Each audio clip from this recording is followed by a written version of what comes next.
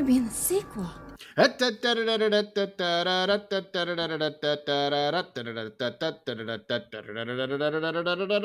is a disenfranchised podcast. Where that podcast all about those franchises of one. I can't sustain that. I wish I could. I can't sustain You that. tried. I did. I put in We an applaud effort for you. That's all I can do. Applauding is happening right now. It's the Disenfranchised Podcast. That podcast all about those franchises of one, those films that fancy themselves full-fledged franchises before falling flat on their face after the first film. I am your host, Stephen Foxworthy, and joining me, as always, the man who will not abide the clown's buffoonery, it's Tucker. Hey, Tucker. Hello, Stephen. How's it going? It's going. How about you? Pretty all right. Got a busy evening ahead of me, but I'm having a good time chilling here with you for now. Hell yeah. And we'll make it last for as long as we can. Our co-host, Brett Wright, went out looking for Debbie's roommates, but he should be right behind this door. Wait, another door? Okay, another door? Another door? Another door? Okay, well, this might take a while, so we'll let Brett figure out his own way back. In the meantime, Tucker, we are kicking off our Spooky-thon. It is the most wonderful time of the year. This is our 5th annual Spooky-thon. Can you believe we've done this shit 5 times? Yes. Yes, you can. I mean, that's... Do you remember last year when we just did remakes of the Dead trilogy? Yes, because you insisted on it. Yeah. And it was a lot of fun too. We saw one really good movie, one decent film, and one shitty one. But they were all lots of fun to talk about. I remember those times fondly, and sometimes I re-listen to those episodes more than any others. There you go. We're not doing that this year, though. We have no theme for Spooky-thon, really. Nah. In fact, this year we're kind of planning most of them around, or at least a couple of them around new releases, including this one. Go ahead. And here, these first two kind of, like, they could both be considered, like, forms of entertainment, like roadside attractions sort of things, based on what we're doing next week. Right. That's also, like, a thing that you go to be entertained, like a circus. Mm-hmm. You know what I mean? Yeah. So those two kind of fit together if you let me talk you into it a little bit. If you squint and cock your head to the side, yeah. Yeah. But this one actually is coinciding with the release of another movie about killer clowns with a twisted sense of humor, because you see, people dying makes them giggle. Because of the release of Joker Folie à Deux, a movie I'm not looking forward to at all, but a lot of people are going to go see. We are talking about 1988's Killer Klowns from Outer Space, directed by Stephen Chiodo, written by Charles, Stephen, and Edward Chiodo, aka the Chiodo brothers. I think I'm pronouncing that right, but I'm probably not. You are. And starring Grant Kramer, Suzanne Snyder, John Allen Nelson, the great John Vernon, Michael S. Siegel, Peter Licassi, Royal Dano.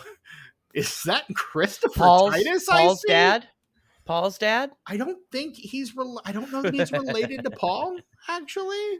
See, there's some last names that are so unique that I have to assume that everyone's related. Like, I was looking at some movie, and like the script girl, her last name was Croce, and I was like, well, the only Croce I've ever heard about is Jim Croce and his son AJ Croce, who's also a musician, and I've never heard that name anywhere else, so I just assume because it's such a unique last name. But no, I don't think they're related, and that's why on this I've never heard the surname Dano outside of Paul Dano, so that's why I have to assume.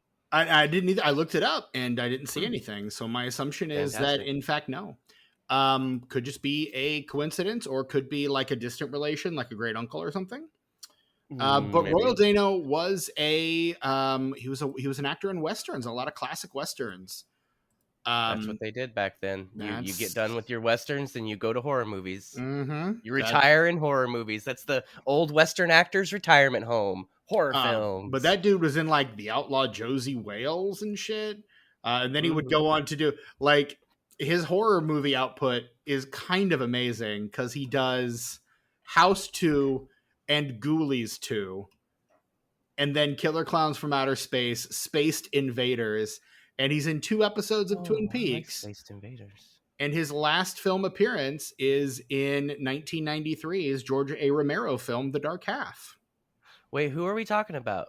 Royal Dano, the actor who Is he plays in? Farmer Gene Green Oh, in Killer okay. Klowns from Outer Space. Okay. All right. The one who says way more than we ever needed him to say. Correct. But He has. I kind of He love him has. for that, though. He has way more lines than he ever should have had. Not due to the act. It's not the actor's fault. It's just the character didn't need all those lines. They Can you tell I probably fucking hate this movie? we can now Oh boy, I hate this movie. go I off. hate it so much, so much. There is one part I like. One part. There are elements of this movie that I do actually legitimately enjoy, and then the rest of it is just kind of I mean it's Garbage. kind of a shrug for me. Mhm. I get why people like it. I really do. This is not like a favorite of mine. I only saw this for the first time probably a few years ago when I did my first horror-thon, so like probably 2018, 2019. And didn't I mean, it was fine. It was just kind of a bit of a shrug of a thing. The thing I really like about this movie is the design, though. I love the way it looks. I love the character design. I love the set design. I love the art direction.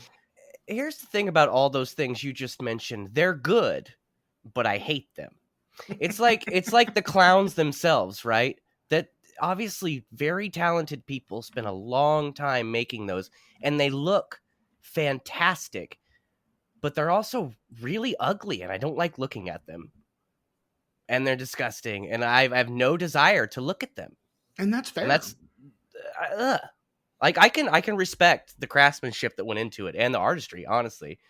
And it's the same, which makes sense as to why Ernest Scared Stupid is my least favorite Ernest movie, because the same people made the troll in that, actually out of parts from clowns from this movie. I was gonna say they basically just took a couple of like spare clown masks and painted them to look like trolls. Yeah, and that's why I always hated the troll design in that movie, because like technically it's fantastic, artistically, like wow, but it's so fucking ugly, and I do not like looking at it.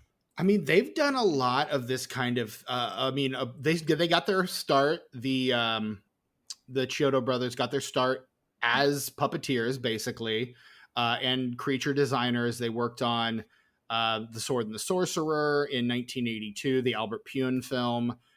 They worked on Screamers, Theodore Rex, that Disney Channel show Adventures in Wonderland that had like all the like cool like puppetry and special like cool animatronic shit. Beastmaster 3, Turbo, a Power Rangers movie. They were a creature fabricator for that. JP Leck and I went to see that when it came out in movie theaters so that we could make fun of it. Okay. And then they also did like creature design for Critters and Critters 2. Actually, all the Critters films. Critters. All the Critters. Ernest Scared Stupid, which you previously mentioned. Mm-hmm. They also did puppet fabrication for the Mr. Potato Head show when that was on. And they did the stop motion segments in Elf as well. Another movie I can't fucking stand. No, there you go. They were the puppet supervisors on Team America World Police. Again, Chiodo brothers, talented as fuck. Like I'm not, in no way am I saying that they suck in any way. I just cannot aesthetically appreciate anything they've done. Fair. I can respect it because it's damn fine craftsmanship and artistry, but don't like it. Which is fine. Like that is your right as an American. Look, Steven, look, you can tell how far away we are because look how it's bright outside at your house and it's dark at my house. That's sun right We're there. We're far away. Whoa, and then it's dark in my window. Whoa. It's like you're in the past, dude, is what it's like. Almost. Like I'm a full ass hour behind you, son. You're back there. I'm in the future, dude. I'm moving ahead. Like the Devo song, go forward, move ahead. Try to detect it. It's not too late. Not too late to whip it good. Yeah. And also, it should be mentioned, I don't know if you have a trip planned to a specific corner of the room later, but there was a video game released of this film earlier this year. Yep, I could say a few words about it. Which is to say that you hate it. Got it. Okay. No. I have never played it. I have no desire to play it, but I know what kind of game it is, and I can say a few things, objective things about it. Fair enough. But yeah, man, Killer Klowns from Outer Space. So like I said, I watched it for the first time a few years ago. When did you first get introduced to those killer clowns from that outer space? Well, people have been trying to subject me to it for years. It does feel like Howard the Duck. It does feel like a Tucker movie. It's a false Tucker movie. It's it's like from the outside it looks like it, but then when you get into it, you're like, oh yeah, it's not a Tucker movie now. There's some ingredients there, but they didn't stir it up right. What makes it not a Tucker movie? I don't know. I don't like it. That's the main qualification. But I guess why don't you like it though? Because I mean, like Howard the Duck, and you admitted this yourself, feels like a Tucker movie, but you said it does. It really does. Because you it really does, but I just didn't. I could look like everything about that movie except for the script was fantastic. I loved the design. I thought the actors were fun and everything was great, but the script was just so bad, and some of that shit was so stupid. I just couldn't fucking do it. Now this movie, it's ugly. The acting sucks. None of the actually, I'm sorry, one of the jokes is funny. Can I go ahead and tell you what the one funny joke is? Go for it. It's at the end when the spaceship is leaving, and it turns out that the big top is a big top. Yeah. I love that. I'm slapping my knee and falling over in my chair. But every other joke in this movie can fuck right off. Like, none of it's funny. I don't think the directing is very inspired. I think it looks cheap, but not in a good way. It looks cheap in a bad way. I think the special effects are really good, but like I say, it gets canceled out because I think they're all ugly. I don't want to look at them. And I hate everything about this movie except for the big top joke. Everything. Damn. I hate the song. I hate the theme song. Oh, yeah. See, I thought that was a lot of fun. I hate the fact that the sheriff is not Rex Reason, even though he sounds exactly like Rex Reason. No, it's John Vernon from Animal House. Yeah, I know, but why is he talking like Rex Reason? Is that just how he talks? I don't like Animal House either. I didn't think that movie was funny either. Damn, dude. Oh shit. Ooh. I just like shocked myself with that one. Woo. Just everybody take a deep breath.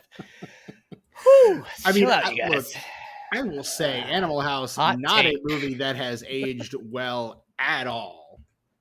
At all. Again, another movie that all the ingredients are there, but somebody fucked up when they were stirring that stew. But I mean, no, he was also in The Outlaw Josie Wales. He was in Dirty Harry. Like, dude worked with... But he sounds like Rex Reason. Do you know who I'm talking about, Steven? Are you talking the guy about... from This Island Earth. Oh, okay. The guy who plays Cal. Cal Meacham. This Island Earth can be yours for only $19.95. Yeah, dude. I have an interocitor as well. Are you boys cooking? No. Are you building an interocitor? No. Oh boy. Oh, that's a fun movie. Maybe we'll cover that movie someday. We should. I love that movie. I know you do. I don't even really consider it's not even a movie, really. It's shorter than an episode of the. We'll get into it. Put it on the schedule. But it released theatrically, and therefore, in the immortal words of Akon, still counts. Hey, and you know what? That could be a very special episode because our outro song is a direct ripoff of the love theme from Mystery Science Theater. To the extent that you even call it the love theme for Disenfranchised. It's true, I do. Complete ripoff. Yeah, just like a Band-Aid, a complete ripoff. Yeah, dude. I have Band-Aid. I have Band-Aid on hand. What'd you do? I burned myself in the oven. I was making a pizza. Yeah, not a frozen pizza. Like, boy, I made a pizza. Okay. Look, I don't judge frozen pizza. I enjoy a good frozen pizza No, from I time to enjoy a good time. frozen pizza too, but boy, ain't nothing like a homemade pizza. Sure. I've the only homemade pizzas I ever had were on those like dumbass Boboli crusts from like the Mm-hmm. 90s. Remember that shit? And We those still have were, Boboli. yeah, I don't care for that. See, I prefer thin crust, so I don't buy the dough and like throw a pie crust. I buy the ultra thin crust. There's a specific brand that's really great. They're really good because it's so thin that when you cook it long enough, it gets very crisp, Mm. like a pub pizza. It's fantastic. It's a pretty common brand. I've been able to get it like pretty much every state that I've lived in the last 5 years. I've been able to find it pretty easily. But that's what I make all my pizzas on, Okay. and it's really good. I'm a thin crust guy. I'm a And pub pizza guy. and see, I don't do homemade pizza at home enough to really have a preference. I want to make you a pizza, Steven. Okay. I'll allow I it. don't know when. The I don't last know time how. the last time I made a pizza, my sister made the pizza crust and I just threw it on a grill and put stuff on top of it. Ooh, So, grilling pizza. grilled pizza is great. And if It you've is not great. had grilled pizza, you should have grilled pizza because it's pretty awesome. Fantastic camping meal. Yes, 100%. We do love it. Um, but yeah, those killer clowns did come from outer space, though. We cannot They deny sure did. this. Yep. And the main character of this movie's name is Mike Tobacco, and this is another thing that cannot be denied. And yet, for someone named Mike Tobacco, he doesn't smoke at all, Mm-mm. and that just feels like false advertising to me. He doesn't chew tobacco either. You'd think he would at least in some way use or abuse tobacco, and he does no such thing. What else are there any industrial uses for tobacco, Stephen? Industrial uses for tobacco? I'm not Well, sure because that I know you one. have I mean you have plants like hemp where, you can make fabric and paper and all kinds of stuff with it. So I'm wondering if tobacco has some other use besides chewing and smoking and You can. snoozing. I was gonna say you can use it as snuff. You can snooze it. I'm googling that question right now because I don't know. I'd love Uh, to know. it is useful for tobacco produces large amounts of sugars and biomass, which are useful for producing food ingredients, bio-based industrial Hmm. raw materials, or animal feed. Oh, fantasizing. No, Harumph, that's harumph. interesting. I was trying to say fantastic and interesting, but I couldn't choose which one, so they just kind of got in there together. Fantastic. Yes, fantastic. Eyes are rising. Um, Ging. so What? how old were you when you first watched this movie, Tucker? These killer clowns from this outer space. I was 42 years. I'm 41 years and 11 months old when I You, finally watched the entire film. oh, you've never seen the whole movie before. No, because fuck this movie. I always tap out. People always try to get me to watch it. And I'm like, no. And if they finally talk me into it, like after about 10 minutes, I'm like, fuck no. And I just leave. So this is the only time for you. I did this for you, Steven. And really, you did it for our listeners. Just know, not even my ex-wife when we were married could get me to finish that fucking movie. Damn. Yeah. She loves it. I mean, look, this for a movie People that like made, spoiler alert, less than a fraction of its budget back in the worldwide box office. Well, it is the definition of a cult classic for sure. This movie has gained such an incredibly odd cult following. I think it's because, like stuff like Gremlins and Critters, it's got that kind of goofy edge to it that makes it a really kind of quintessential gateway horror title. And if you can stand them for an hour and 40 minutes, fantastic special effects, practical special effects, Right. And I mean, cutting edge at the time, like the way that the mouths and the ears and everything move is fantastic. Like it looks stupid, but like it's fantastic. Just unbelievable puppet work. I agree. They initially wanted Clownzilla, which is what the filmmakers called it at the end of the film, to be a completely stop motion creation, but they just didn't have time to make it work because these guys are also stop motion animators. Mm-hmm. So instead of that, they just put the brother Charles in a suit and just made him do it against the green Do some screen. forced perspective Yeah, photography for the giant one at the end. right. Which is, I don't know. I loved that effect. I loved the strings that made it look like a marionette. Like I just thought that was really well. The the performances in this movie are stiff as a board. Mm-hmm.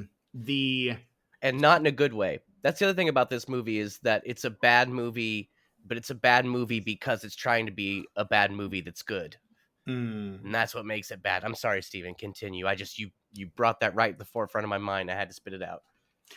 No, you're fine. I like this. The script is not good. The story is I mean, this is goofy shit. There's a good 10 minutes of this movie that are just like gags that they added later in production because the studio wanted more clown gags. And so like all the shit in the pharmacy was added after the fact because the that original was grating that scene, and it kept coming back, mm-hmm. and it kept coming back, and the guy kept making the most of. Why do people make so many annoying noises in this movie? Like noises just designed to fucking really piss me off. That guy's whole gag me with a fucking spoon. Get out of here with that shit. Get Don't right hold out of back, here. Tucker. Just please I tell us won't. how you really feel. Motherfuck this movie, Steve. I'm saying it's my official stance.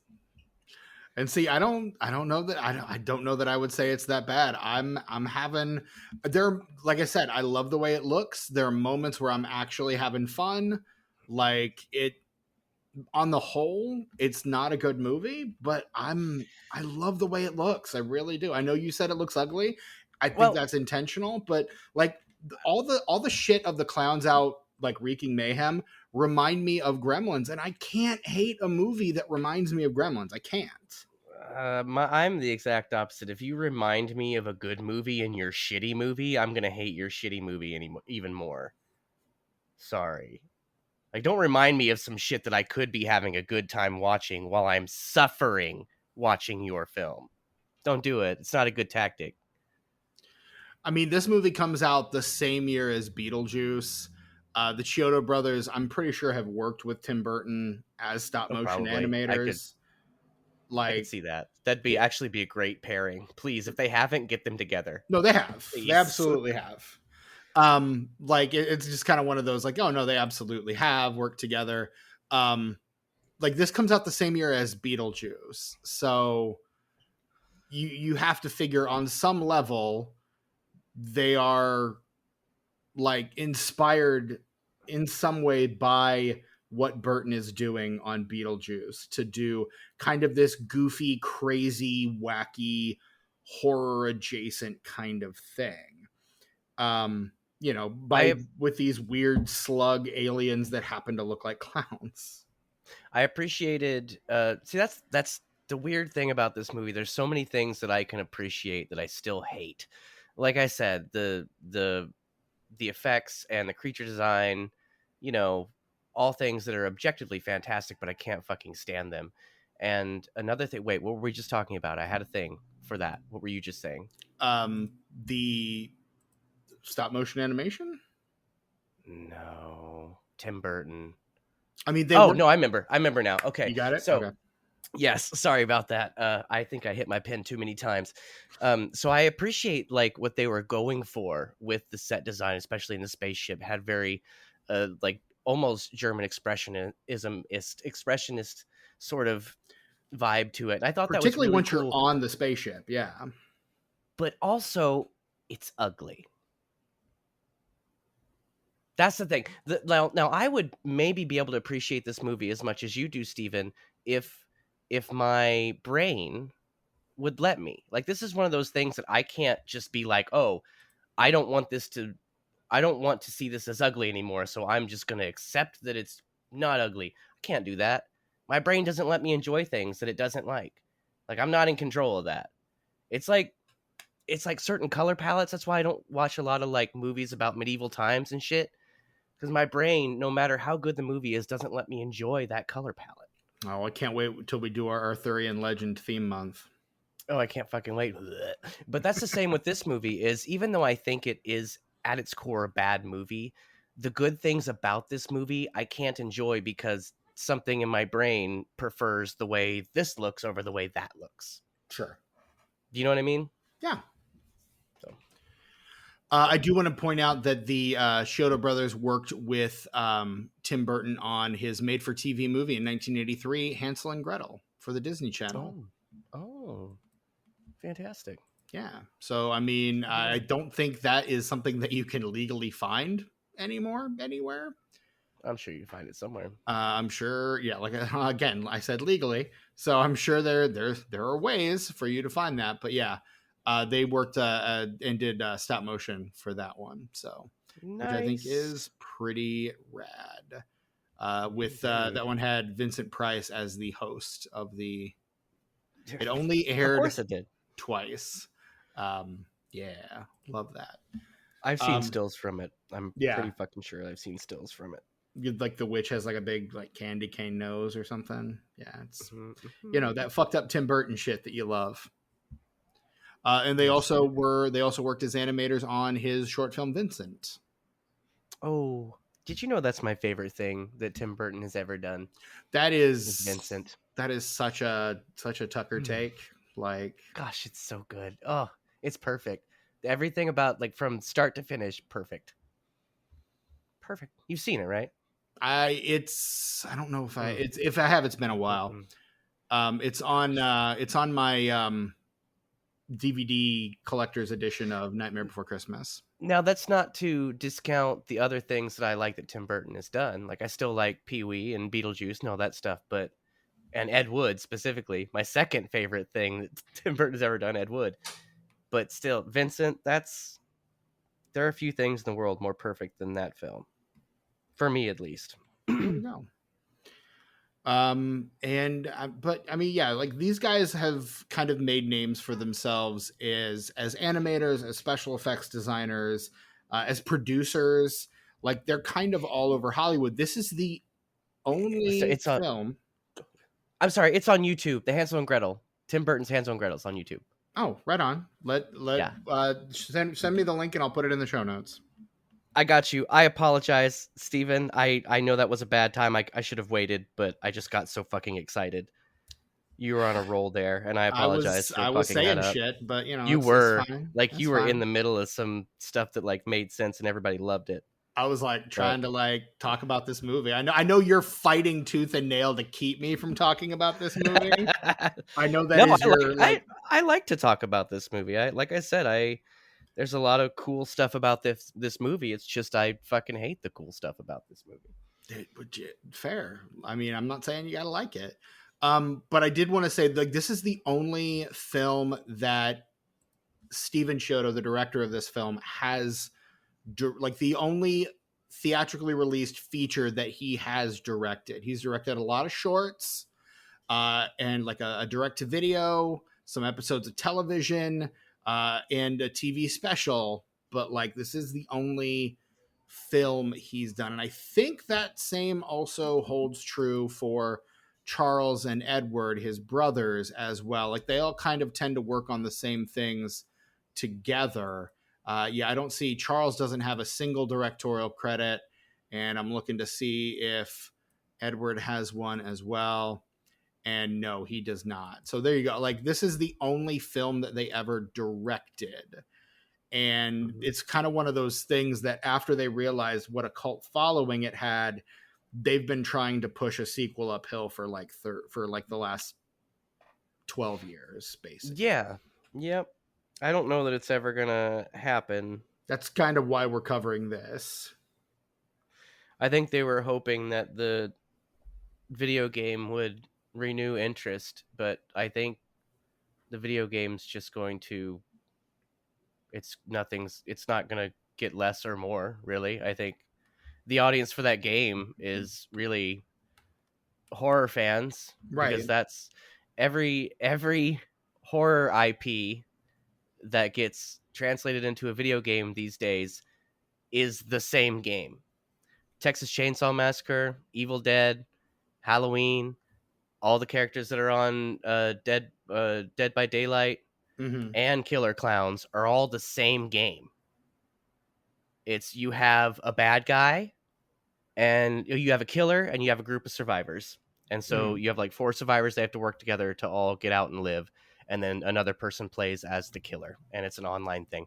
And that's what all horror IP video games are now. All those ones I listed, I'm not kidding. They're all the exact same game. And so when Killer Klowns comes out and it's the same as all those other games, I don't think it's not going to boost any interest, because it's for the people who want to play that game, but with Killer Klowns. Right. So I think it's going to make money, but like I don't think it's going to really like, oh, now we have to have a sequel. Whoa. I mean, they've been like to if the if the Wikipedia entry on the planned sequels is any indication, they were starting work on one in which was like half remake, half sequel, or reboot or whatever, that they wanted to do, that was released in or that was announced in 2012. Mm-hmm. And it was supposed to involve like Mike Tobacco from this film as the town drunk, and then the clowns come back, and he's been, prepping for their return, a la Laurie Strode in the Halloween reboot, or remakes, or reboots, or requels, or whatever the fuck. Or Sally in that Netflix Texas Chainsaw. Yeah. Oh God, I hated that so much. They did her I loved so it dirty. for the same reason you hated it. I loved it, Steven. I For the know. exact same reason. Yeah. Everything you hated about that movie, I loved. Go listen to the episode on the Pod and the Pendulum, and hear why I disliked that movie. That we did on that one a few years back. They had announced that it was officially in post-production, but I have a doubt it was ever actually filmed, because it was supposed to have been released like 10 years ago, and it never happened. And so then they're like, oh no, we changed it. We want to do like a trilogy in 4 parts, and we want to do it as like a TV series. And yeah, we think it's better suited for television. And then the last anyone's ever heard of it, it looks like 2018 Sci-Fi was in talks to license the rights to Killer Klowns sequels. And of course we know Sci-Fi, those bastions and purveyors of fine quality entertainment for the world. And not at all cheap Canadian made crap. Well, I'm sorry. that's what I think. That's why I think actually a lot of series that got their start in the mid to late 80s, like cult series like Critters, for example, right, and even Tremors, have had TV shows on Sci-Fi, and they've kind of met them where they were at. Mm-hmm. Because these are not like high caliber productions, these movies that they're basing these series on. Right. This isn't high art by any stretch of the imagination. There was even a Critters series on Sci-Fi, and it's perfect for that channel. It's perfect. Even Tremors. I loved that show because it was what the films were at that time. They met them exactly where they were at. And so I honestly, for a movie like this, even if I'm trying to see it from a perspective from someone who likes the things about this movie that I hate, Sci-Fi would be a perfect place for it, I feel like. Yeah, I agree. I don't think it would be good, but I take that back, because Sci-Fi was partial producer on the Chucky series, which I enjoyed. Mm-hmm. What I saw of the Chucky show, I did enjoy. I had a feeling they were going to cancel it after this season, because like the first 2 seasons were good, but then after a while, we need new main characters. I just got really bored with those kids. Like, those kids were great. I love the actors. They all did a really good job, but you can't have the same characters too many times in that many hours of a horror franchise. Right. You gotta switch it up a bit. I got real bored with those kids after about the first episode of season 3. I was like, I don't fucking care. I don't care. Fair. I used to, but I don't anymore. Bye. Oh, what of that? I still cared. If only anyone still cared. If only we got more Fiona Dorff. Yeah. Yeah, I like I mean, her we a did get a lot. lot of her, but like, if Yeah. maybe the third season should have focused on her That would have been and great. made the kids like side characters. See, that's how you switch it up and still keep the same characters. Don Mancini, you listening to this shit? Well, I You mean, can and have, you just gotta that's switch it up. you could also do what they did with Devon Sawa and just keep casting him as different characters. That's the thing I really loved. I am sad that I missed his death in this series, and I don't know if he came back as a different. I don't know how many characters he plays in season 3. I was enjoying him as the president, but that was like the only thing that was keeping me watching. Yeah, I mean, that's totally fair. But no, I agree. Like, to your point, I think Killer Klowns and Sci-Fi feels like a really good match, and probably would meet like a similar quality level. Like, this movie was made for less than $2 million. Like, this is not a huge budget, even for the 80s. That's the late 80s. It's not a huge budget. So like, we're And still fine. And it doesn't have to be like, you don't really have to be limited by budget on Sci-Fi. You think of Sci-Fi as kind of a low budget network, and it is. It doesn't have deep pockets, but its daddy does. And in the instance with Chucky, like, that was a Sci-Fi and USA combined effort, because Right. does it make sense for it to be on Sci-Fi? Absolutely. But Sci-Fi don't have that kind of money, so it has to talk to its brother at USA and see if he wants to get in on that shit. So if they really needed a certain amount of money for Killer Klowns, like, it wouldn't be off the table to go above and beyond Sci-Fi's budget if they thought that it would be lucrative, which they obviously did with Chucky, and they were right for 2 seasons. Right. Yeah. And for Chucky, yeah, absolutely they would be. I don't think the audience for Chucky is there for Killer Klowns from Outer Space, unfortunately. I mean, there's some overlap, but I agree with you. Yes, obviously, and they're both kind of strike a similar balance of kind of, goofy 80s originated like horror, like, and I mean, those Child's Play movies did not start goofy, but they got pretty damn goofy pretty damn quick. Like, the original Child's Play is very scary, but by Child's Play 2, the conclusion of that is in a fucking like warehouse of like, just like funhouse warehouse, basically. That's what I liked so much about Curse of Chucky and Cult of Chucky, which I think are the two best singular things in the franchise, because the first 3 are straight horror. The next 2 are just comedies. They're just comedies with gore. Bride of Chucky is my favorite of the franchise. I will throw that out there. I do like all of them, but I'm saying Curse and Cult are the best because that's when Don Mancini figured out how to do both. Yeah. And made some really scary, fucked up movies that have some jokes in them. Curse is the one with Fiona Dorff in the house, right? And then Cult is when she's because she's paralyzed, she's in the hospital, and Chucky starts like multiplying himself, and that's right. Yeah. Those two movies, those are the two best in the series, because that's peak. That's where he figures out how to balance the two things that work best for the series into one like cohesive thing. Right. It's wonderful to see. And the thing of beauty is what I'm saying. Yeah. No, you do. You love to see it. You really do. How did I rank that one? Oh, I need to rewatch that one, because I remember liking that one a lot more than I rated it when I first watched it back in 2021. So, is it time for Steven to revisit the Child's Play Chucky franchise? It might be. It might be. You know what else it's probably time for? Plot in 60?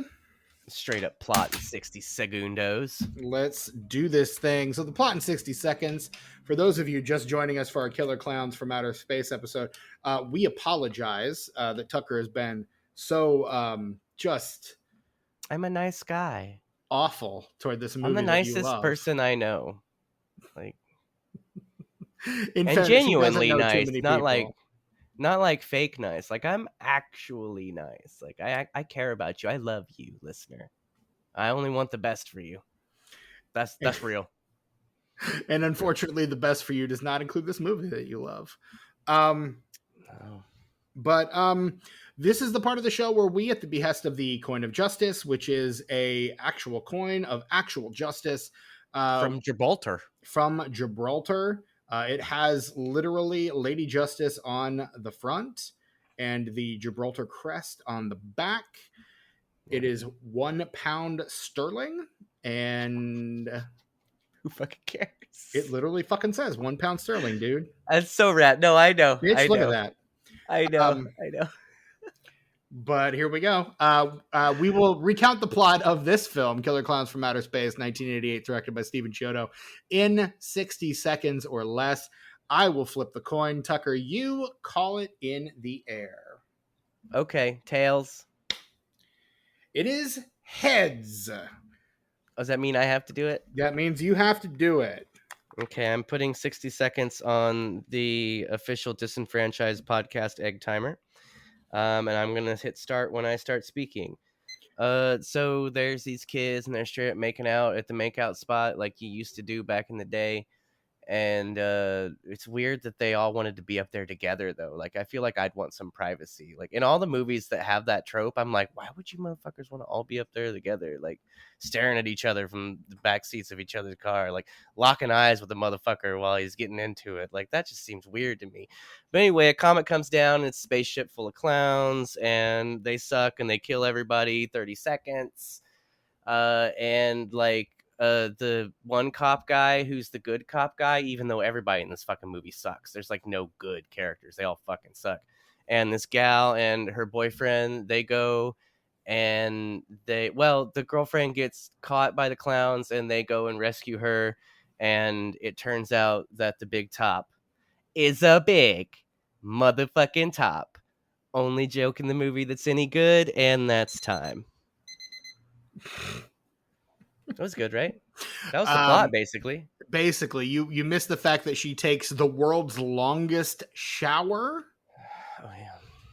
That's like 20 minutes of screen time, so we have to assume it's like 4 or 5 hours. I'm assuming she had a shower beer. Like, my shower, you got to tack a good 5 minutes onto my shower because I have a shower beer. Still, with even 5 minutes, like, how fucking long is that going to be? Like, good God. Well, she was a classy gal. She probably would have had a, excuse you, calm down. World's smallest penis driving by my apartment there. Good Lord. Not that there's anything wrong with that. If you're a person who's a listener that has a baby dick, we don't think any less of you. No, unless you drive your car like that. Unless you drive your car like that. Yeah. And then we absolutely think less of you. Yeah. Otherwise, we love you. Because if you're driving your car like that, you're clearly compensating for something. Yeah, dude. Maybe, you know what? Maybe he's got a massive wang and just a terrible personality. I feel like that's more likely.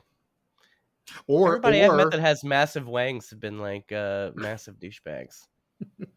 I've met some dudes with massive wangs, Steven. More than 2, which is weird. The fact that you know that is also very bizarre. Is it? I don't know that it is, but I'll take your word for it. I mean, I tend to not know people's wang size, but yeah. Yeah, well, you have never showered in a room with like 30 other dudes. And I straight up have, so. I mean, I've gone to college. Okay. What's that have to do with anything? I had community showers. In college? In college. Community showers. What kind of college you go to, Steven? A very conservative Christian college that didn't update any of their facilities since the 30s. Mm-hmm. Okay. If I got in a shower like that, I expect Freddy Krueger to come out of the drain, man. You see that Nightmare on Elm Street Part 2? Best sequel. I have seen all the Nightmare on Elm Street films. It's the best sequel of the bunch. I don't consider New Nightmare a sequel. It's like it's its own thing outside of the continuity. So 2's the best sequel. Freddy versus Jason isn't a sequel either because it's its own thing because it's part of both franchises. Best sequel in that series. So Killer Klowns. Let's talk about what kind of stuff do we talk about on this podcast, Steven? Let's talk about who wrote this. We talked about those guys. We talked about the Chiodo brothers. Is do they not have their hand in anything in this movie? We could talk about someone that's not a Chiodo brother. Who could we talk about? I mean, we can, like, this is the first screen appearance of comedian Christopher Titus. Oh, that guy had that show. It was called Titus. Yep, very originally named show. That was kind of a thing that we did for a while. Is if there was a comedian, we still do. Comedians get shows and just their name. It's just their name. Yeah. Even the Cosby Show, his last name wasn't even Cosby. There's no Cosbys in that show. Nope. But Christopher Titus, I think his actual name, or his name on the show was Titus, I believe. So Titus McGee, though. They turned it into his first name, right? Titus No, McGee. He says Christopher Because Titus. he's Irish. Oh, okay. I don't know where I'm going with any of this. His dad was Stacy Keach, which I think is great. I think that's great too. I love Stacy Keach. I'm I'm president of the Stacy Keach fan club. We do love Stacy Keach on this show. We stand a legend, Stacy Keach. If anybody wants the P.O. box to the Stanley Keach Stacy fan Keach, club, good Lord, how big a fan are you? Well, I was just thinking about, actually, while I was saying that, I was thinking about this video on Instagram that Stanley Tucci had where he was reheating pasta that he had like a professional chef make. I don't know why I was thinking about that, but that's why I said Stanley.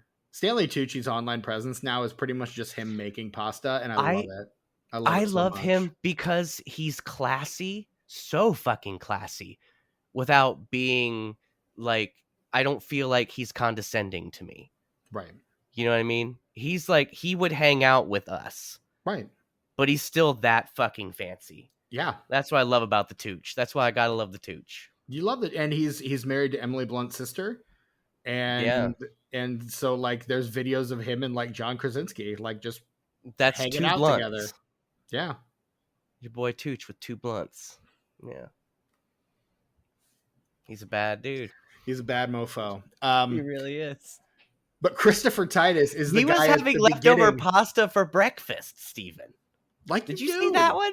No, I didn't. He was like, one. We had this last night. I couldn't figure out what to have for breakfast, so I did a little bit of this and a little bit of that, and I made it all brand new, and it's my breakfast. Do you know the coolest thing about being an adult for me? Knowing who Stanley Tucci is? No, I mean, it's the fact that anything can be breakfast, anything can be lunch, and anything can be dinner. That's what I tell people. If I have to tell them I'm an adult, I say I can have ice cream in bed if I wanted. I can. You know what? If I wanted cake for breakfast, I could do that. My favorite breakfast. Freedom. My favorite breakfast, and it's not one that I've been able to have since I started being an adult. I have it one day a year. It's the day after Thanksgiving. It's a slice of pecan pie, and it's a black cup of hot coffee. That is my favorite breakfast. Look, I don't like pecan pie, and I don't generally like breakfast. But I feel like some pecan pie and a cup of coffee, like within an hour of when I woke up, I think I'd be way into that. It's amazing. It's actually legitimately amazing. And pecan pie isn't like, it's not the most like, it's not chocolate cake. It's my favorite. Pecans, which is good for you. I'm saying it's not like a terrible thing to have for breakfast. Right. Like, there's that layer of sugar between the pecans and the crust, but negligible, man. You're having pancakes, you have syrup, like fucking whatever. It's breakfast. It is. You're supposed to eat like shit. That's what breakfast is for. Get that out of the way before you get too tired in the middle of the day. Right. Carbo load, baby. Yeah, dude. I want pecan pie and coffee. Steven, I hate pecan pie, but I want that shit. I don't know how you can hate my favorite pie in the world. I just don't like pecans. It's the pecan of it all. Oh, okay. Yeah. You can do it with any nut you like, honestly. The texture's like walnuts if you want. It's like biting a tree. A pecan for me. It feels like biting a tree. And I don't find that because you get like that. The taste is good. You get like the sugar crust on the outside of them if you do it right. And so they don't have that woodiness to them. And honestly, if it's the texture thing, just chop up the pecans. Just like dice them up real fine. Oh, make like a paste out of them even. Yeah, and you can just mix that in with your like syrup layer, like your Do they have pecan layer. Butter? Because you have like almond butter and fucking all those butters. Macadamia nut butter and hazelnut butter. Oh, cookie butter. Get out of here. I can't get cookie butter. I eat it all in one sitting. That's the same. And that's a problem because I got the beatus. Yeah, they do have pecan butter, dude. Oh, I might have to get some of that because I do love the flavor. It's that texture. I can't anywhere from $13 to $20 for a jar, but they have it. It would probably last me a while, honestly. Man. Because it's probably got a lot of sugar in it. You know, it would be a really good idea for a restaurant. exotic quesadillas, like Italian ones and breakfast ones and Philly cheesesteak quesadillas and like a cheeseburger quesadilla, like basically anything you could do but a quesadilla. See, I was thinking a But on a peanut butter and boat. jelly restaurant where you just have like a bunch of different like nut butters and like a bunch of different like sweet toppings like honey and marshmallow fluff and like that's what I was thinking. Yeah. I mean, that's a pretty cool idea. Well, that's more like a dessert cart or like a little cafe. You know what I mean? Where you do something like that. I don't know, man. People love peanut butter and jelly, and then you serve Oh, like but it feels like more of little. a snack. You serve like little like like pints of milk that you can buy too, and like Yeah. peanut butter and jelly and a glass of milk. Like what the fuck? That's Yeah, dude, nostalgia, dude. and we'll get the original recipe from Planters to make the original cheese balls, the greasy ones. Have those as a side, Oh, because even when they came back, they weren't them. I was so that's yeah. disappointed when they brought it back. I was like, no, this isn't it. I'm sorry, fuck you. I had to Fuck stop you for myself making me from think it buying was gonna them. be. I had to stop myself from buying them, even though I You didn't really miss wanted anything. to, You didn't miss because anything. yeah, because of health stuff. But yeah, They tasted like every other fucking cheese ball on the market, which is to say nothing like you want it to taste. I loved those things. Me too. So They were much. so good. And I have so many like big core memories from my childhood and growing up and stuff that involve Planters cheese balls. I believe that, actually. Yeah, dude. That's probably my favorite snack of all time, which is why I got very angry when they finally brought them back. And they weren't the same. Speaking of cheese balls, Tucker, that you have no idea how great a segue that was. The actors Maybe who played you didn't. The actors that played the Terenzi brothers, aka the characters you're going to use if you're going to make a sequel to this movie, were on a TV movie. They were an established comedy pair at the Groundlings. They came like Phil Hartman, John Paragon, from the Groundlings, Tress MacNeille, Paul Rubens. They were an established comedy duo from the Groundlings. Their first film appearance was a TV movie called Cheeseball Presents. Yeah, dude, I knew that. That's why I was talking about cheese balls. Sure it was. I did not know that. Disclaimer: I did not know that. I think that's obvious.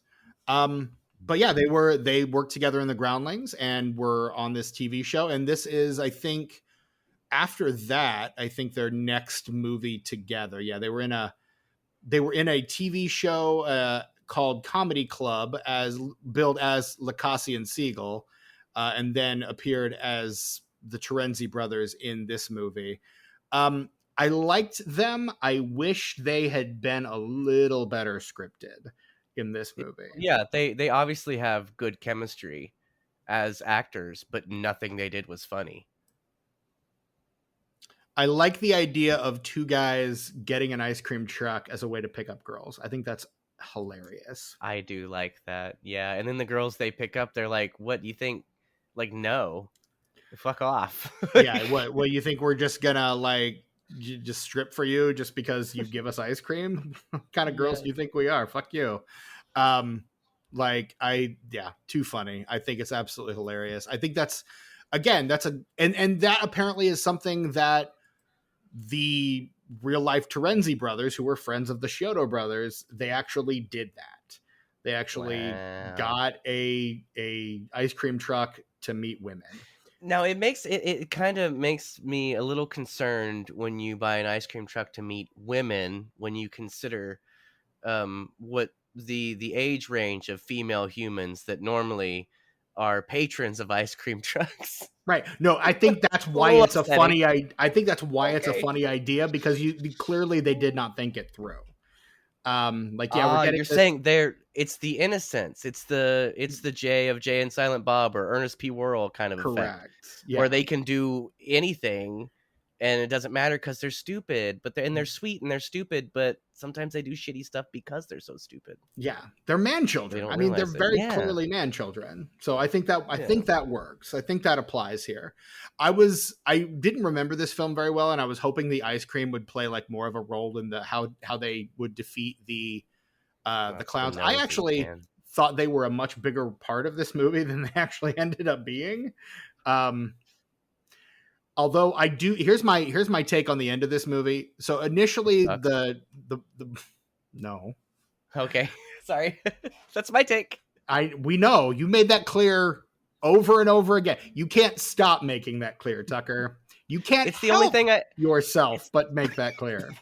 Look, when I hate everything about this movie except for one joke, I don't really have much to say. So I feel like, I'm going to kind of just keep reiterating that same point in different as differently as I can. I'm going to try and say it differently, but I don't know how many Really how many different ways can I say it fucking sucks. I've tried to explain it and I just feel like it's like it doesn't matter. It's just yeah, so what I'm saying is I don't have a lot to say about this movie, so I'm probably going to be saying the same thing a lot. I'll try to switch it up and make it sound different. That's what I've been trying to do, but obviously I've kind of failed at that. What was I saying? I was saying something. Oh, so the original The ending brothers. of this movie had ex-boyfriend cop. He was her ex-boyfriend, right? That was the thing. Yep. Okay. Yeah. And she was still in high school at the time of this movie. Yeah. Just throwing that out there as well. Right. There's that. Yep. Anyway. And they again kind of parallels Gremlins in a weird way that you've got, Phoebe Cates and Judge Reinhold, who's significantly older than her, kind of trying to like mac on her. So shades of that. Hello, Gerald. Except Judge Reinhold is a fucking creep ass in that movie. Yeah, and this guy is. I love his performance in that movie, though. Oh, I do too. He's so good in it. Perfect. Absolutely amazing. I'm sad he didn't come back for the second one, honestly. Gremlins and Beverly Hills Cop both come out in 1984. Both movies have Judge Reinhold and Jonathan Banks. Yes. Gremlins has Judge Reinhold in a villainous role and Jonathan Banks as a cop. Beverly Hills Cop has Jonathan Banks in a villainous role and Judge Reinhold as a cop.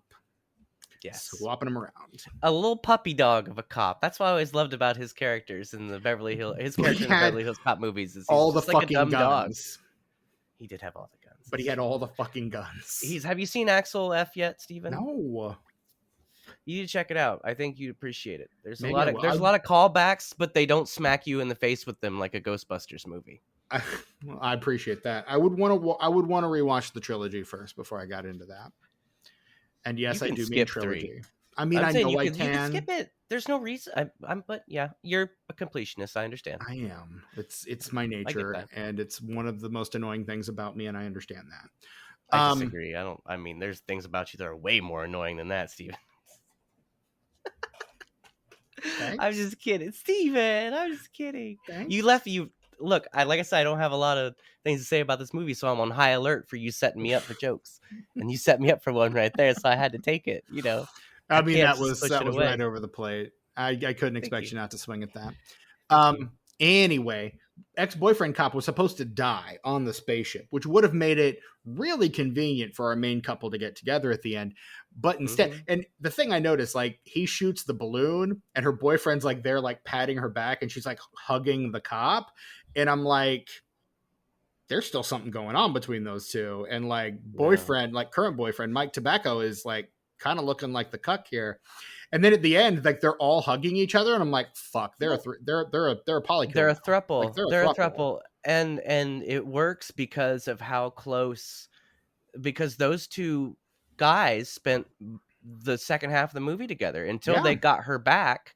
They were buddy. Like, and there was what's the thing that unites them? Their love for her. Like, well, yeah, and they did it in a way like you do in a comic book where they have to fight first. Mm-hmm. And then they realize that they're on the same side and they become best buds. Mm-hmm. Like a Batman v Superman situation. Exactly. Yeah, Mike Tobacco's all like, why'd you say that name?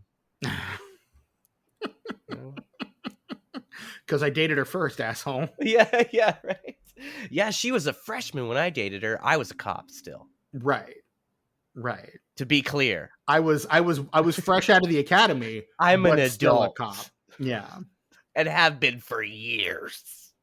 I mean, that's what he likes about those high school girls. He keeps getting older. They stay the same age. Yeah, dude. All right. Yeah, dude. Be a whole lot cooler if you did. But yeah, that was my big take, is that they are 100% like, that's a Yeah. throuple right there. And Like, I kind of support that, because yeah. even though I didn't like the writing and I didn't like the acting, I did like the idea of those two guys becoming good friends Mm-hmm. for the sake of Or the story, lovers. for the narrative, or even, well, as the Lonely Island famously said, it ain't gay in a three-way, Steven. And you know what? Even if it is gay, who cares? That's what I'm saying. I'm just saying, Is you what I'm can't, saying. just because it's a threesome, you can't imply either, is what I'm Well, and saying. I mean, it's a throuple that it goes any direction, man. Yeah, That's what a that's true. throuple is. So, from I my just wanted to understanding, mention I just wanted to mention that Lonely Island song, because everybody forgets about that one, because it's the third in the Dick in the Box series. right? The third and final. They haven't done one since Yeah. then, have they? Uh, I think they showed up in there was the 100th or whatever that they did, where they brought a bunch of the characters back. They showed up in that, but there hasn't been an official one That's what I thought. since. Yeah. Yeah. Yeah, dudes.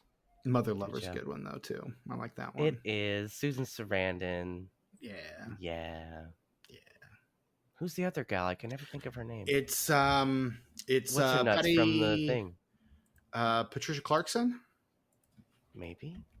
I'm a mother lover, you're a mother lover. We should fuck each other's mothers, fuck each other's moms. Yes, it's Patty Clarkson. There you Patricia go. Clarkson.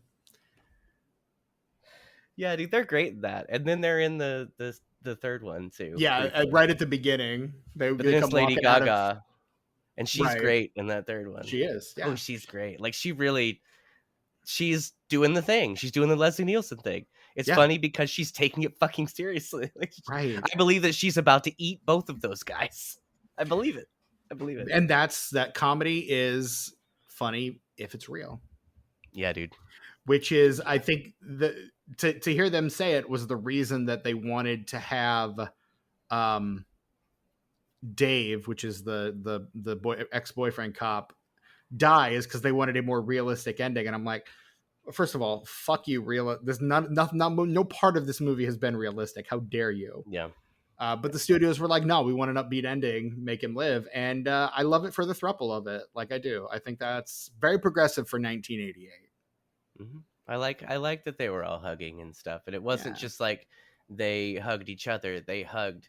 It was a group hug. Yeah, group hugging. Quite enjoyed.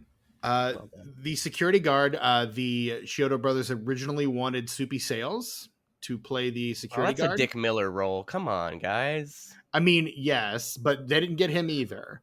They wanted Soupy Sales because he was the pie in the face guy. Like, oh yeah, Soupy Sales was the pie in the face guy. But the studio's like, is anyone going to know who Soupy Sales is? And they're like, we know who he is. And they're like, who fucking cares? He's going to cost as much as this next dude. Like, who gives a fuck? Like, exactly. Can we just write him a letter? Fuck off. The original opening of the film featured the character they reference constantly. What was this? John, what's his face? The first guy they find wrapped in cotton candy. Mm-hmm. Yeah. It was going to feature the Killer Klowns like driving up in a car and like driving his car off the bridge. So the car that we see was originally supposed to be his. Yeah. And that was how he died. And that was the original conceit of the film, was to have was the Stephen Chiodo was talking about the thing that would terrify him the most was driving down a dark road and having a car come up beside you and knock you off the road. And that was the genesis of Killer Klowns from Outer Space, which feels like a really weird way to get to a movie about Killer Klowns from Outer Space. That's a weird scene to start on, to build a movie around. Like, what? Yeah. How do we get there from here? Or how did we get here from there is what I'm trying to say. Right. That is my question. And you know what? Valid question. Very valid question. But yeah, Tucker, this movie opened on May 27th, 1988. You've been like champing at the bit for this moment the whole fucking episode. I have had fun. I'm just like, I don't know what else to say. Anyway, 1988, you said? Steven? Was that 1988, correct. 1988? It opens May 27th. It on a budget. No, I'll hold off before I tell you. It does not place on the bill on the box office charts. Opening at number 1 in its first weekend is Crocodile Dundee 2. Part 2. Yeah. Dope. Another sequel in second place, to one of the most a sequel to one of the most wild sequels ever made, a sequel that pretty much ignores the entire premise of the first movie. It's Rambo 3. Yeah. Also, one of those franchises with a really fucked up naming convention. Yeah. You've got First Blood, Rambo, First Blood 2, and then Rambo 3. And then it's John Rambo, right? No, it's just Rambo. Oh, it is. You're right. I always fuck that up. And then it's John Rambo. It's so, the quality is so fluctuating in that franchise. No. The last one is Last Blood. Is called Last Blood. Oh, yeah, you're right. Okay, so it's wild because there are 2 movies in that franchise that are genuinely good films. Obviously, the first one, First Blood, is really, really good. And John Rambo, or whatever it's fucking called, the one it's just the called fourth Rambo. one. Okay. I always think it's called John Rambo because Rocky Balboa. And I think that's why it was good, because Stallone was kind of doing a thing where he was kind of bringing those characters back after a long, long time, and he was successful on both fronts. More so even on Rocky. That's the second best film in that series, is Rocky Balboa. I'm always going to stand for Rambo 2, for First Blood 2, just because of how insanely excessive it is. Like it becomes the quintessential 80s action film. Well, and that's what makes the fourth one, Rambo, the sort of, not the reboot, but the like, we're bringing it back movie. Sequel. Yeah. What makes it so good is because, a lot like Curse and Cult of Chucky, they figured out how to put those 2 together. Yeah. They've got like the serious tone and like actual emotional stakes of First Blood with the violent excess of parts 2 and 3. Right. And it's perfect. And then it gets really stupid in that last one. I don't know how you go from Rambo to Last Blood. Last Blood is one of the worst movies I've ever seen in my life. Sylvester Stallone let him infuse his conservative politics into the film. I try not to think about that because I love the man so fucking much. It's a fucking bummer for sure. It's like when your parent, to me, it feels like a parent that has shitty views. Right. When I think, because I still love him, but I'm like, come on, man. Like, I love you, but also you fucked up. Yeah. That's how I feel about Sylvester Stallone right now. Yeah. In third place, the first of 2 films in the top 5 that we've covered on this podcast previously. Oh, word? Willow. See our previous episode on Willow. In its second weekend, it's earned $18.6 million. Dude. In fourth place, a movie called Colors. In its 7th week, it's got 37.9. I don't know what Colors is. I've never seen Colors. It's that it's got the one guy in it. Glenn Plummer, Robert Duvall, Sean Penn, Seymour Cassell. All those guys. They're all Leon, Damon Wayans, Don Cheadle, Maria Conchita Alonso. There's like directed by Dennis Hopper. And things happen in the movie. Yeah, it's Colors, man. You know Colors. Come on, everybody knows Colors. No. Come on. My knowledge of Dennis Hopper's filmography is pretty limited. As a director? Yes. Dennis Hopper as a director. Yes. Did I not clarify that? I'm sorry. He's my favorite thing about Land of the Dead, and there's a lot of really good things about Land of the Dead, but he's just fantastic in that movie. He really understood the assignment. Sorry. Anyway, number 4 at the box office. That was number 4, Colors. Okay, number 5 at the box office. Number 5 at the box office. Another movie we've covered before. In fact, we've covered it in our first year, and we covered it again recently. Tim Burton's Betelgeuse. Betelgeuse. Betelgeuse. Yeah, dude. Which in its 9th week has already earned almost $62 million in its 9 weeks. So Kind of far. like what's been happening recently with the sequel. Right. Like, look, I'm not a huge fan of that movie. I'll probably watch it again when it comes on streaming because it was good enough to make me want to check it out again. But I'm really glad it's doing well, despite the fact that I did not really like it that much. I'm really happy that it's making a lot of money. And then rounding out the top 10 in 6th place, Friday the 13th, Part 7, The New Blood, my favorite Friday the 13th movie. Yeah, the Crispin Glover one, right? No, I think that's 4. Are you sure? I'm pretty sure. Are you sure? No, 7 is Jason versus Carrie. Oh yeah, that gal. Yeah. No, Crispin Glover. I get them all mixed up because I don't. As a franchise, there are points in that franchise that I appreciate, but as a franchise, I'm not a huge fan. Crispin Glover, Friday the 13th, the final chapter, which is 4. Part 4. Knife in the eye of the mask, man. Correct. And then 5 is New Beginning, which is the 5th one. And then 6th is Jason Lives. And then 7 is The New Blood, which is opening the same weekend as Killer Klowns from Outer Space. That is my favorite one. It is widely regarded as one of the worst ones. I disagree with those people. They are wrong. I've seen them all a couple of times. Like I said, I don't really care for those movies that much. That's fair. In 7th place, a phenomenal movie, Moonstruck. Nicolas Cage and Cher. That movie fucking rules. Yeah, dude, yes, it does. Yes, I always forget about it though. Like now I'm getting really excited because I remembered it existed. Yeah, that's great. Fantastic. In 8th place, Good Morning Vietnam. Oh, hey, everybody loves that movie. I thought it was all right. I've never seen it. I need to watch it. It's pretty all right. It's worth watching, Steven.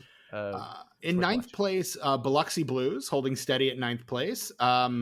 It's earned $40 million in 10 weeks. Neil Simon's Biloxi Blues. And then in 10th place, a film, was the original directed by this person I'm thinking of? Yes, it was. A film directed by Mr. Spock himself, Leonard Nimoy. 3 Men and a Baby. Yeah, dude. Yeah, dude. Yeah.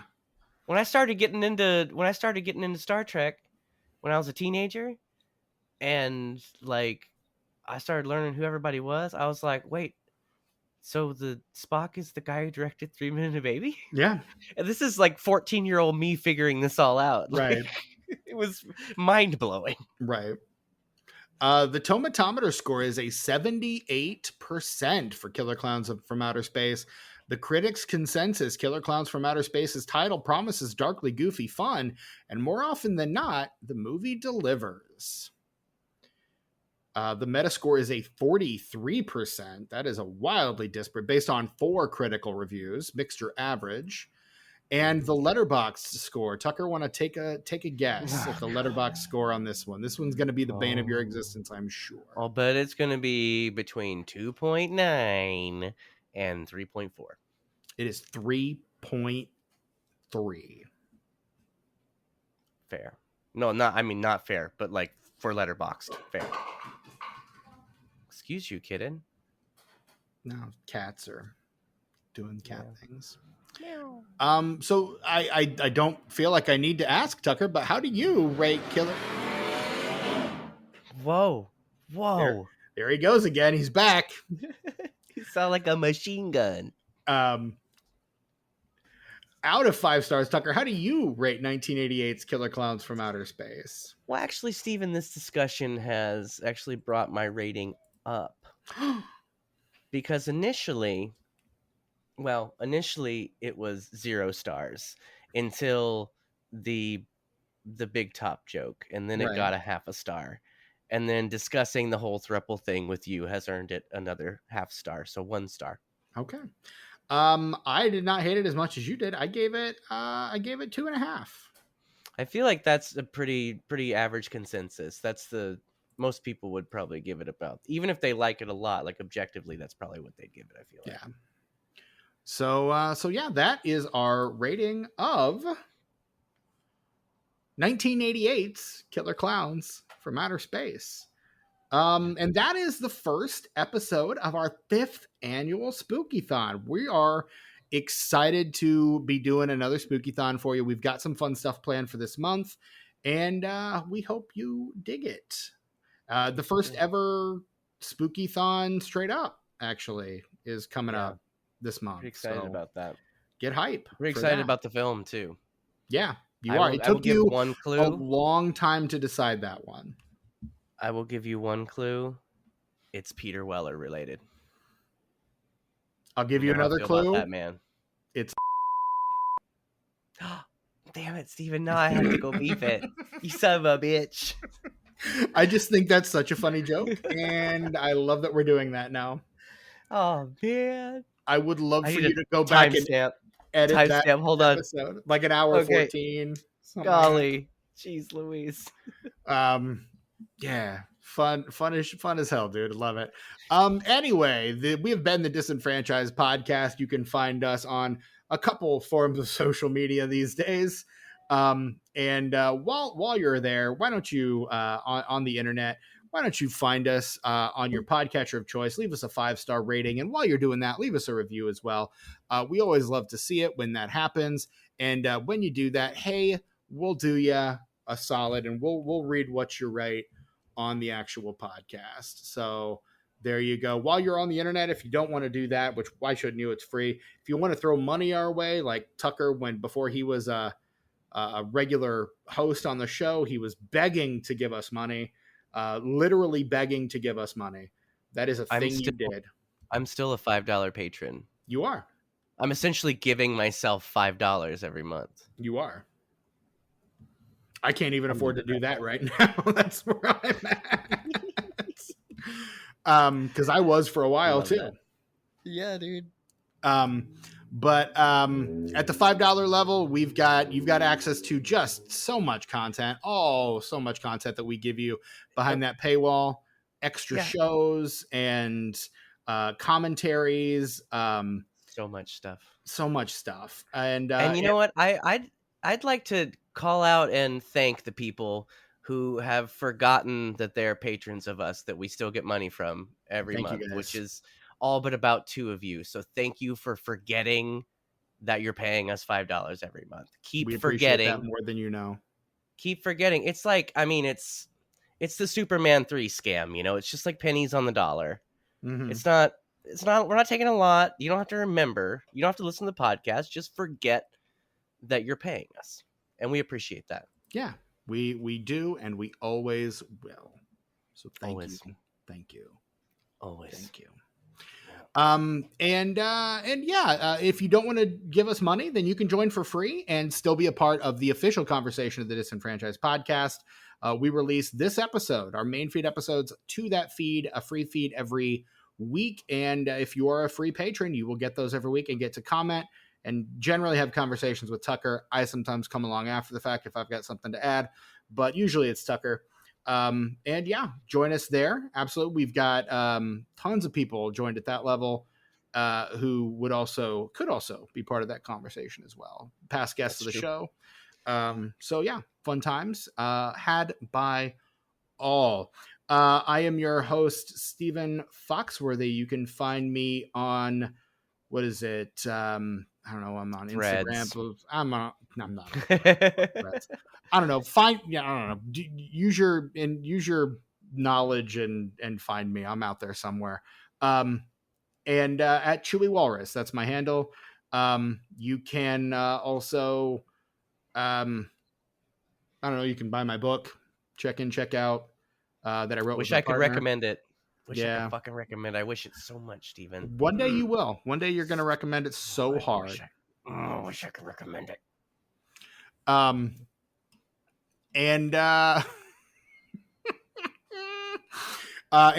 should go ahead and make this announcement now. I'm in the process of starting a new podcast project that Tucker and Brett are very upset about. With a friend of the show, Hope Lickner, past and future guest Hope Lickner. She and I are doing a deep dive of one of our favorite filmmakers, favorite historical figures, among the most fascinating individuals. Isn't she from that podcast High on Cartoons, Stephen? Yes, she is. And also the Fantastic. Matrix Reclamations. And the DuckTales one too, right? Duck Takes is a High on Cartoons production, yes. Fantastic. That's my 30s Um, radio announcer voice. Oh, nice. And speaking of 30s radio announcers, we're going to be covering Orson Welles. It's going to be called the Wells U Podcast. We're working on that now. Release date to be determined. We're kind of working through research and recording now, just to kind of figure out how that's going to work. But that coming hopefully before the end of this year, if not the beginning of next. So we're very much looking forward to sharing that with you. Who's editing it, Steven? Hope is editing it. Would you like to come on as editor? Maybe. I don't know. Maybe we'll talk about it later. Maybe we won't. Maybe go fuck yourself. Okay. I can do that too. Say hi to your mother for me. Say hi to your mother for me. I exactly where you were going with that. I feel like this is as good a time as any to just drop in. Don't forget to put on the Halloween Spooky-thon theme. Oh shit! Yeah, okay. I think you forgot last year, like every episode last year. Damn it! You know what? Look, here's the thing. So Stylophone, which is a synthesizer company, they put out a theremin, and it's a theremin that it operates as a standard theremin, but you can also do all kinds of extra stuff with it. It has its own kind of synthesizer built in, and I pre-ordered it 2 months ago. I was supposed to get it in 8 weeks. The pre-order process, the website broke down, and it took me, I'm not kidding you, Steven, I had to sit and refresh my phone for 5 hours to get one. Ooh. And so I was really hoping I would get that theremin before Spooky-thon so that I could take the new theme and add an actual theremin instead of me like approximating one by adjusting the synthesizers on GarageBand. Right. But I mean, I don't know. I don't know what I'm going to do. But yeah, I'll remember some variation of the Spooky-thon theme will be at the beginning of this. Okay.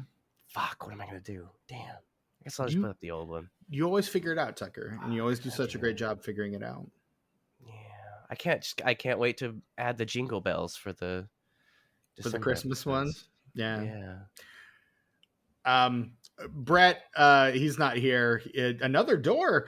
But he's you can find him on Instagram and Letterboxd sometimes at sus_warlock. Tucker, what about you? Where can we find you these days? I'd like to just add really quickly before I list my socials that if you're like me and you fucking hated this movie, may I suggest, because that's basically this movie if it were really fucking good. And not like everything, lie, kind of surprised you didn't pick that movie for your first horror Spooky-thon, or for Spooky-thon straight up. Look, I don't like to. I don't mind like kind of sneaking by the format, but I'm not gonna spit in its fucking face, Steven. But no, that's the whole point of straight up is that you get to talk about whatever the fuck you want. Well, you've convinced me. We're doing instead of. Yeah, you got to beep all that. George Clooney. Must see TV. George Clooney. And Sean Astin. Not Sean Astin. Austin. Who played Gomez in the TV show? John Astin. Thank you. I'm like Sean Astin. I'm like, no, that's fucking the Frightener's own like, John Astin. Yeah, my ectoplasm is all dried up. Yeah, he's great in that, but he's really great in. You gotta go through and beep all this out, man. That's fine. Whatever. It comes out the same year as this movie. I will say that's fun. All right, so can we for real change it? I already have. Oh well, look, we're gonna have to start scheduling with Brett now. Anytime between now and then that he can do it, we have to do it because I have to have Brett on that one. Okay. I have to. It's important. It means something. They all do though, don't they? Gosh. Every straight up to you? Yes, they do. God, I love straight up. I love it. To the rest of us. No, but that's the important thing is that I get to show you my favorite stuff. Right. Whether you like it or not, like I get to be like, look, you guys, look. Yeah. That's why we let you fly in the face of the format 4 times a year. I love straight up. Anyway, I'm on Instagram and YouTube as Ice909. That's ICENINE, the number 0 and the number 9. Tuck Mugs has had a recent post. My social media manager finally figured his shit out, I guess, and we got that post up, which is rad. Like good guarantee for you he everybody has involved. not.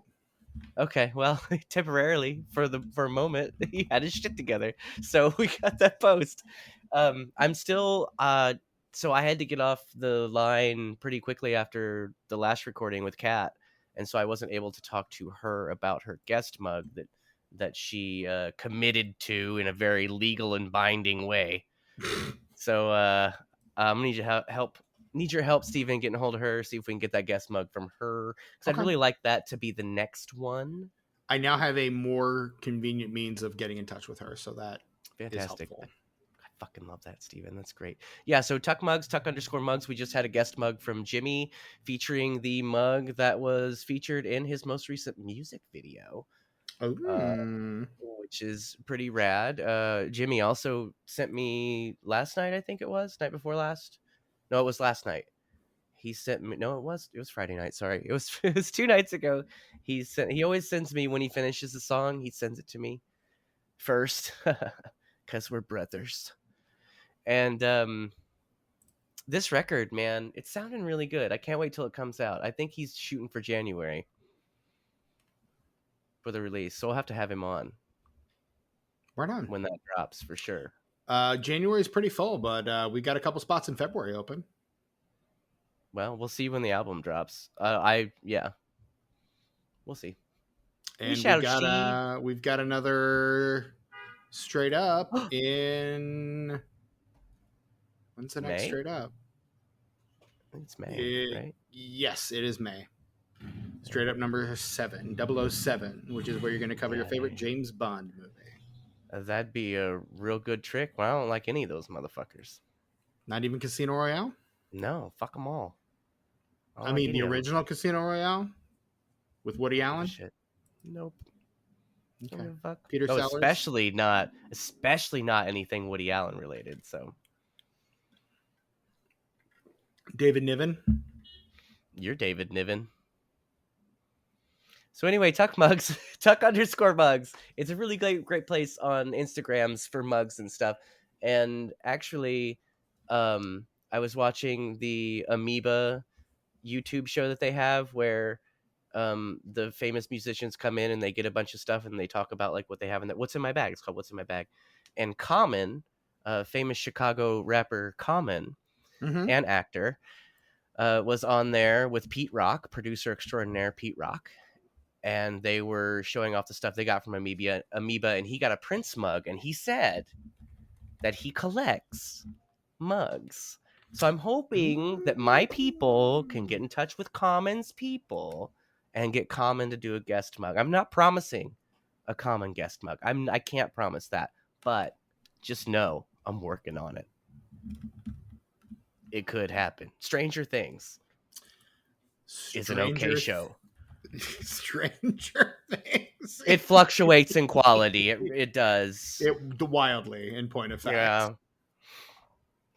Yeah. That's really funny. That's it. That's all I got. That's my social medias. That's it. So, hey. So bye. Oh. No, dude. No, wait. I'm just kidding. We're friends. So that is our episode. That is our episode on 1988's Killer Klowns from Outer Space. I didn't say it earlier, so what a cast, what a picture. Until next time, or I'm your host, Stephen Foxworthy, from my co-host Tucker and the absent Brett Wright. Until next time.